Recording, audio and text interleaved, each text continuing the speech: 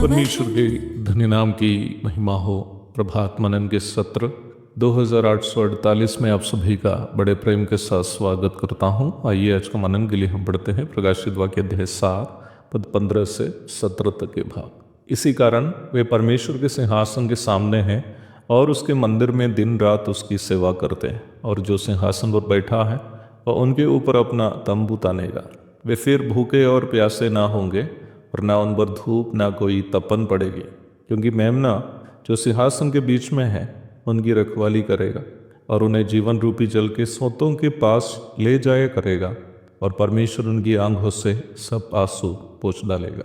हम इस बात को देख चुके हैं कि इस अध्याय के 9 से लेकर 17 तक के भागों में हम जिन लोगों को देखते हैं वे उन शहीद हैं जो महाक्लेश काल के दरमियान मसीह विरोधी के अधीन अपने आप को करने से इनकार किए, और मसीह विरोधी के अधीन अपने आप को करने से अधिक मसीह के लिए मृत्यु को धारण करना अधिक उत्तम समझा।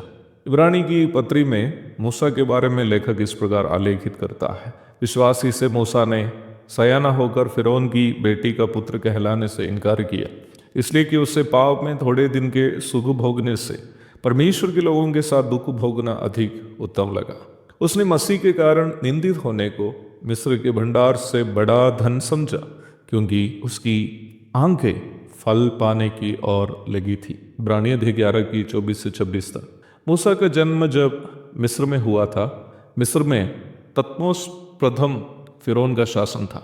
तत्मोस प्रथम फिरौन की बेटी हत्शेपसूत राजकुमारी का बेटा बनकर मूसा फिरौन की महल में बढ़ रहा था।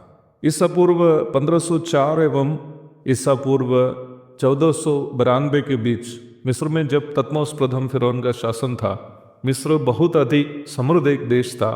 मध्य पूर्व एशिया के सबसे अच्छे नागरिक दावी मिस्र था। संभवतः हत्शेपसूत राजकुमारी के अलावा फिरौन तत्मोस की कोई अन्य संतान नहीं थी। इसका मतलब मूसा मिस्र में अगला राजा बनने वाला था।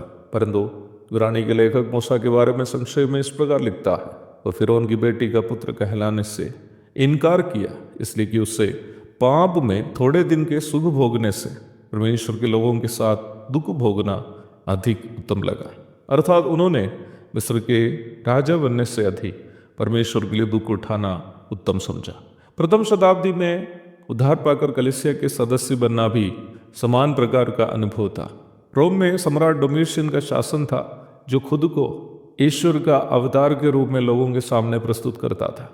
ऐसी परिस्थिति में यहूदियों की न्याय व्यवस्था में वादा किया गया राजा यीशु मसीह को, जो मानव जाति के लिए प्रायश्चित बलि बनकर जी उठा, अपना प्रभु और उद्धारकर्ता के रूप में स्वीकार करना रोम के सम्राट का विरोध करने के रूप में समझे जाते थे।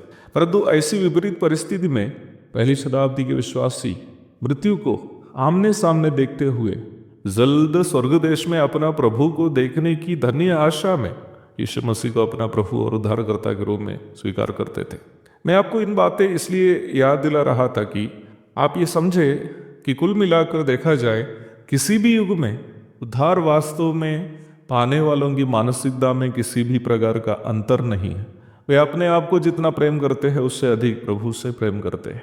महाक्लेश काल के इस भयानक समय में भी जो लोग उद्धार की प्राप्ति करते हैं वे निम्न समय के तानाशाह मसीह विरोधी के वचन विरोधी आदेशों का उल्लंघन करते हुए मसीह को, जो यथाशीघ्र धरती का शासक बनकर आने वाला है, अपना राजा के रूप में अंगीकार करते हैं, जिसकी कीमत उन्हें अपनी जान त्यागते हुए देनी पड़ती है। परंतु जैसे ही वे अपनी जान प्रभु के कारण त्यागते हैं, उन्हें प्रभु की धन्य उपस्थिति में हम पाते हैं। संसार में वे इधर उधर मारे मारे फिरते हैं, परंतु वहाँ प्रभु स्वयं उनके ऊपर अपना तंबू तानेगा।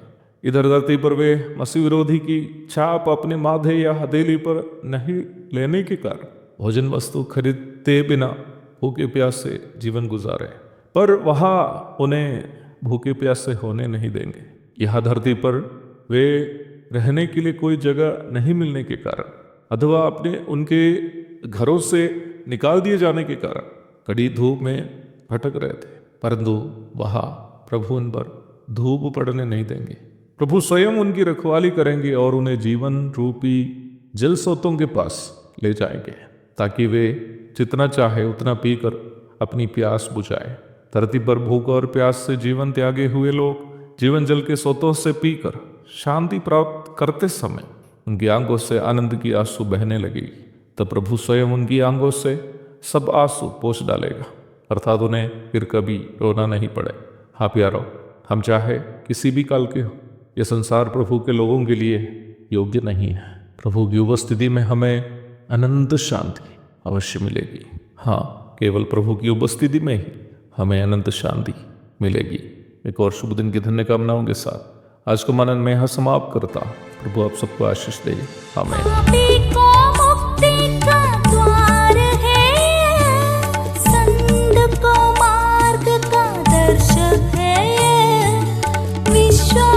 करते हैं उसके लिए अनंत जीवन का साधन है ये है वचन, प्यारा वचन, यीशु मसीह का प्यारा वचन, ये है वचन।